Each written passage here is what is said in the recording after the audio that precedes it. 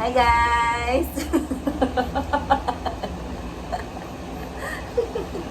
Hi. So I'm now on my 18th week pregnancy, second trimester. That's why we decided to... Oh, English! We decided na alamin na yung gender ng baby namin. First baby.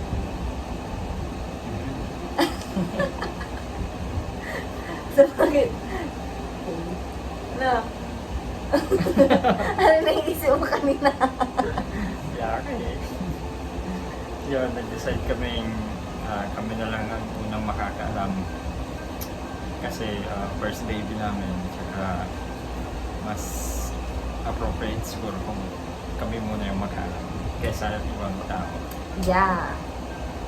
Also, hindi din naman masyadong pang big deal kung ano yung magiging gender. Kasi basta kung healthy yung baby, kung boy or girl, okay lang din naman. Yeah. Siguro baka by second, ano na. Yung susunod, kasi for example, parang ina-expect mo na since may una ng baby, ano kaya yung magandang kasunod. Yan. Yeah. So, So, are you ready? oh my God. Ayan. So, thank you. ABS-CBN. Nabigay ni Ultrasound Center. Yeah. Excited. Okay, let's do it.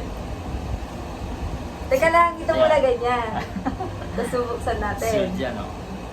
Sealed po siya, hindi ko po namin siya nakita. Okay.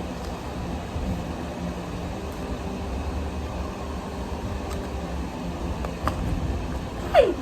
Teka lang, hindi nakita akong kulay.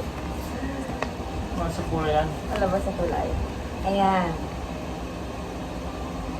Ano na? Gaganon ba? Ay, gaganon? Paano ba to? First time ko eh. Sige.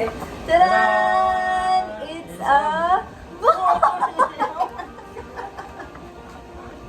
Oh my God! It's a boy! Oh boy. Oh my God, ang dami kasi nagsasabi na babae daw yung anak ko. Kasi Yeah. hindi daw masyadong... Ala, naiiyak ako.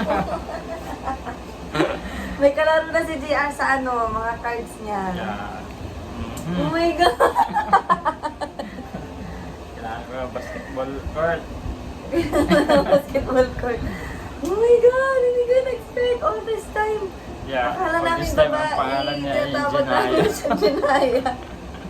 Kasi hindi siya pumipitik. Wala pa masyadong malakas na pitik.